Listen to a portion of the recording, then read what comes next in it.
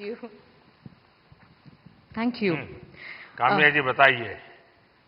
मुझे घूमने का बहुत शौक है और मुझे लगता है कि जब हम ऑफिस से थके आ रहे आते हैं या वीक भर पूरा काम करते हैं, वीकेंड्स में हमें एंजॉय करना चाहिए। जो इतनी ब्यूटीफुल नेचुरल ब्यूटी हिंदुस्तान में है वो एंजॉय करनी चाहिए।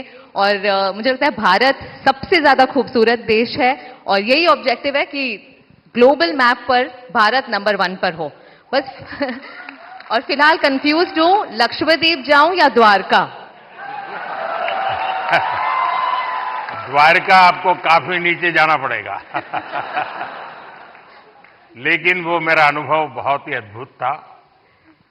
खैर उसकी बात कभी फिर करूंगा, लेकिन मैं नहीं मानता सब टूरिस्टों के लिए कितना सुविधाजनक होगा। लेकिन अब जैसे मैं आदि कैलाश गया था। आदि कैलाश हमारा काफी ऊंचे टॉप पर है और दूसरी तरफ मैं यहां द्वारिका में काफी मीटर नीचे चला गया पुरानी द्वारिका देखने के लिए। आप ये जब भारत की इन धरोहर का परिचय करवाती हो तो मैं दो विषय लेकर इन दिनों चल रहा हूं। उसमें आप जो क्रिएटर्स होते हैं मदद कर सकते हैं। एक हमारे लोग क्या करते हैं, जैसे कहीं चले गए सोमनाथ, तो बस में ट्रेन में अपनी कार से उतरेंगे, भागेंगे और जैसे भगवान अभी कहीं जा रहे हैं तो पकड़ो।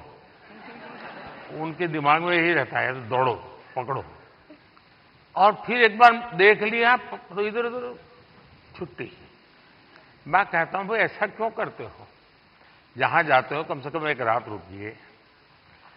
टोटल जो आपका बजट है, टूर ट्रैवल का टोटल बजट है, कम से कम 5% 10% लोकल कुछ न कुछ चीज खरीदिए, लोकल प्रोडक्ट खरीदिए।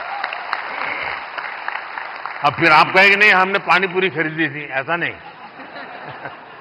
खाना वाना तो कंपलसरी है, खाएंगे, लेकिन कोई वहां की प्रोडक्ट, क्योंकि हमारे देश की जो ये भी एक सामर्थ्य है और वहां की इकोनॉमी को बहुत बड़ा बल मिलता है।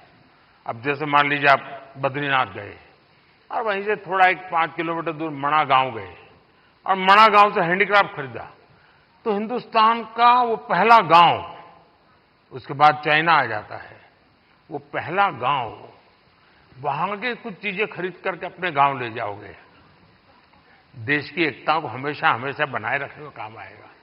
तो कभी आप ऐसे विषयों को भी अगर प्रमोट कर सकते हैं तो बहुत अच्छा होगा। बिल्कुल।